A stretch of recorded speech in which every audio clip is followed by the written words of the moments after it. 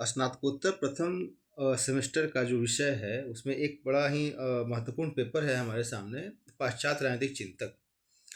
उसमें हम लोगों ने प्लेटो और अरस्तू पे पहले ही चर्चा कर चुके हैं, तो आज हम लोग बात करने जा रहे हैं मैकियावेली के विषय में।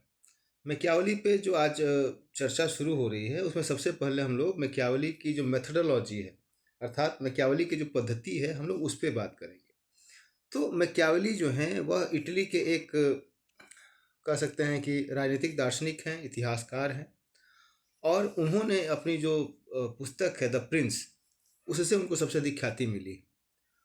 उस पुस्तक में राजनीतिक शक्ति हासिल करने और उसे बनाए रखने के लिए इस्तेमाल किए जाने वाले जो साधन हैं उस पर विचार किया गया है। मैकियावेली की विधि में को आप देख सकते हैं कि मैकियावेलियनवाद के रूप में भी वह प्रसिद्ध है, जो कि एक चालाक, कपट और बुरे जो मैकेनिज्म है उसको भी इस्तेमाल करके अपनी राजनीतिक सत्ता को बचाए रखने की जो वकालत है वो करते हैं। अब मैकियावेली की पद्धति की बात करें तो उसमें बहुत सारे महत्वपूर्ण बिंदु हैं, जिसमें से हम लोग वन बाय वन उसको देखना शुरू करेंगे। अनैतिकता। मैकियावेली का मानना था कि एक शासक को नैतिक मूल्यों को त्याग कर अपने राज्य की रक्षा और शक्ति बढ़ाने के लिए कदम उठाने चाहिए, चाहे वो नैतिक हो या अनैतिक हो। धोखा।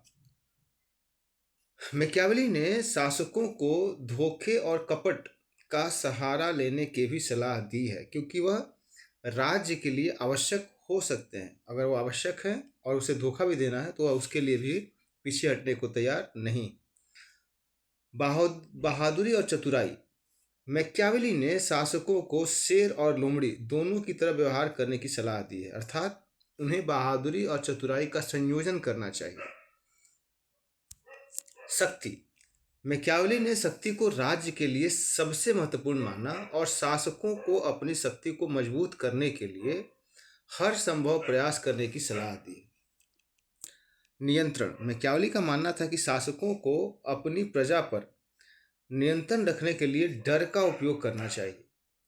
तो कहीं ना कहीं इस तरीके की अध्ययनों के बाद वह इतिहास पे बात करता है। वह कहता है कि मैकियावेली का जो चिंतन है वह ऐतिहासिक घटनाओं का अध्ययन कर रहा है और इन ऐतिहासिक घटनाओं के आधार पर वह नीतियों के निर्धारण के लिए और अधिक बल देते हैं। तो कहीं ना कहीं नीति बनाने के लिए इतिहास का अध्ययन आवश्यक हो जाता है। मैकियावेली है वह मानते हैं कि राजनीति जो है वह एक कला है और एक शासक को राजनीति में सफल होने के लिए नैतिक नियमों का पालन करना जरूरी नहीं। मैकियावेली की जो विधि है या जो पद्धति है वह आधुनिक राजनीति में बड़ा ही महत्वपूर्ण हो जाता है। लेकिन मैकियावेली ने जिस तरीके से मोरालिटी पे और जिस तरीके से पावर पे बहुत ज़्यादा एम्फेसाइज किया है, उसके कारण जो आदर्शवादी हैं या जिसको हम कह सकते हैं कि जो लिबरल थॉट है या जो इथिकल वैल्यूज़ वाले लोग हैं, वो कहीं ना कहीं मैकियावेली को एक आलोचनात्मक दृष्टि से भी देखते हैं।